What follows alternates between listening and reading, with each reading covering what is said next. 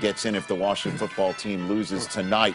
Week 17 edition, hour number 3 of NFL Gaming Morning, presented by Lowe's. We put the home in home team alongside of Michael Irvin and Kurt Warner and Steve Mariucci. I am Rich Eisen. I do want to just start this hour by saying this. We are here in week 17. As of right now, all the games are going off as scheduled, which means it does appear. Good job. Good job. Yes, it does appear that all 17 weeks of the 2020 regular season will go off without a single cancellation. So for everybody here at NFL Network and to all of our league friends and partners and to all those who are working at the team level, to all those who helped clean facilities, to all those who helped prepare food at the facilities, to all those who helped make this season go off with hitches but without any cancellations. And to everybody here at NFL Network following all the protocols, and for all of us here to be able to do this for you in this season, we just say congratulations to everyone in the NFL and for everyone here to say thank you. Just wanted to say, honestly, it's just sitting here hitting me. I'm like, my gosh, we're here. And again, this season has just been so fascinating. The NFC East, I know everybody's been having a lot of fun with it, but somebody's going to be hosting a playoff game. And it's possible that it's a hot team that nobody wants to see, and it could be the Dallas Cowboys. How do they keep their playoff hopes alive today, Michael Irvin? Well, we've been talking all show, you know, and it's been really, the start of this has started with that defense. And I'm telling the defense today, Daniel Jones, let's try to make him one-dimensional. You know, don't let him get out and run around and use his legs. Let's keep him in the pocket, make him play football the old-fashioned way, to run the football all over the football field, and then these things can continue to happen where you've gotten all these turnovers over the last few weeks. That's the way the Dallas Cowboys defense have to attack that New York Giant offense today. And you mentioned it in the storyline, Irv, is that every team in this division has been in first place and been in last place. Teams have been hot, and then they've been cold. And this Giants team, at one point about 3 weeks ago, before the Cowboys got hot, were the hot team. And they are playing really well, and everybody thinks they've got the chance to win this division. And then they hit a little bit of a snag, and Daniel Jones was injured a little bit, but they haven't found their rhythm offensively. So for me in this game is you just can't give them anything easy. You've got to force Daniel Jones and this offense to make consistent plays throughout this entire game. You can't give them a turnover. You can't give them points, with your offense turning the football over, their defense getting points for them. But you got to force Daniel Jones to win this game. They just haven't been hitting on all cylinders, and I'm not sure they can do it again today. Yeah, you go back to week 5 when they played, and it was 37-34. It was a heck of a game. That's when Andy Dalton first got his looks with the Cowboys, and he helped win that game right at the end. But lately, man, these two teams are going in different directions. You got the Cowboys who are getting hot. Maybe too little, too late, but they're getting hot right now with 3 wins, and the Giants with 3 losses. But it's hard to say it's defense or one phase or another, because this is really a total team effort. You're talking about that receiving corps starting to shine with Andy Dalton. You're talking about a defense that's taking the ball away better than anybody and creating some short fields for the Cowboys offense. They're averaging 36 points a game in the last 3 games. You're seeing Zeke finally eat a little bit. He had over 100 yards, and that's going to be the key, the Zeke getting some more touches than he has so they can stay balanced and help that defense out, especially if they have to play in bad weather. And again, the likelihood of the winner of the NFC East, it is likely the first team to come facing would be Tom Brady and the Buccaneers. Oh, my God. If the Cowboys can win this thing and then beat Tom, it'd be nothing y'all can do with me. It'll be over. Honestly, it was really right around this time last week where you started talking about your friend Brandon saying, why don't we talk about the Cowboys? I looked right in that camera and I told Brandon, don't ever give up hope on the Cowboys. This is America's team. There's always a shot. Careful, you. Easy pickings. I had to tighten the plan. Fires a shot toward the zone. Touchdown, Tampa Bay. We did a lot for the wins. Came in a drop on the 10. Left me on top once again. No risk it, no biscuit. And boy, the biscuit tastes really good. Got a break in the end.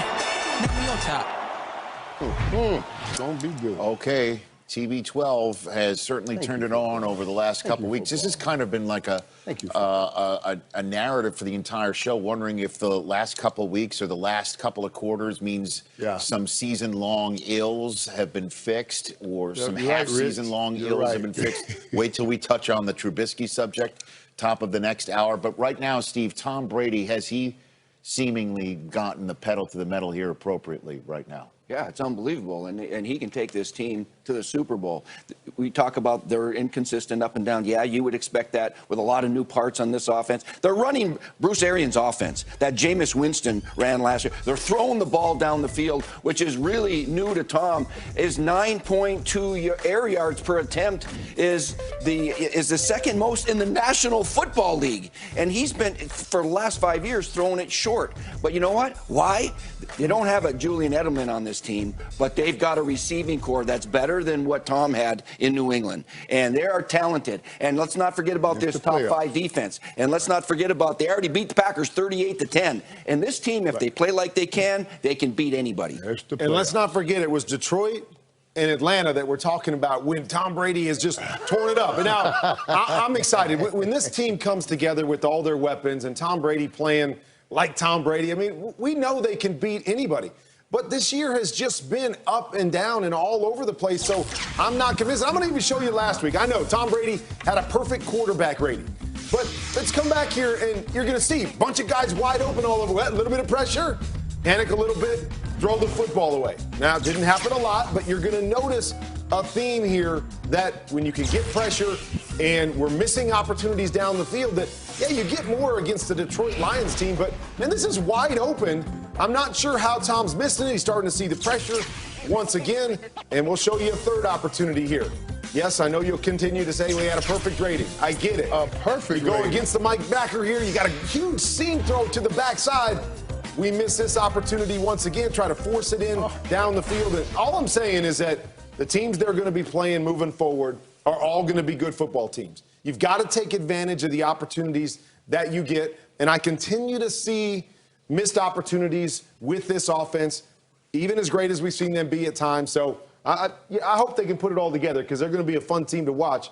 But the inconsistencies, I'm still worried about it, Irvin. Well, Brady had 5 incompletions in that game. We just saw 4 of them. Yeah, 4 of them. And basically, he's saying you should have had the other one. 700 yards passing in the last 4 quarters, Tom. Okay. That's how Not enough GCP for Kurt. Wait. I'm just out of TB12. Man. Basically what he's It was saying. so hot, he had to put ice on his hand. And Kurt saying no. Mike Evans needs 40 receiving yards to become the first player in NFL history with 1,000 receiving yards. This is stuff that's been going on all year, and I know we can cover it up sometimes with. It's the playoffs, too. This is when he rises. This is his moment. All right. If Evans gets 40 receiving yards, he becomes the first player in NFL history to have 1,000 yards receiving in his first 7 seasons as a professional. He'll get it. And I love that they Well, I mean, they kept their starters in except for right there. Hour 2 of NFL Game Day Morning presented by Lowe's. We put the home in the home team. That's pretty amazing.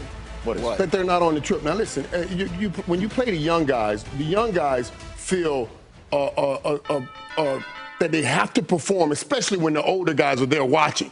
You know what I mean? Like if Kurt, you're sitting there and you're a young guy playing, he feels like he has to perform. I would have made sure they were there. Well, I know it's a different time and a different era. You know what I mean? And obviously, you want to keep those guys home and quarantine. Certainly, when you got a playoff game the next week. But I totally understand what you're saying, and that's something that we're going to be talking about later on in this show with Ryan Fitzpatrick not standing on the sideline with Tua Tagovailoa getting this, not just for the fact that Fitzpatrick has come in when Tua has struggled, but just him chirping in his ear and just telling him X, Y, and Z and helping him out. But we'll talk about that later. It's time to talk about this game right here and right now with Pittsburgh and in Cleveland. And the question of the Colts coming into this game and needing the Steelers to win a game, even though the Steelers beating them last week put them in a situation of needing this help.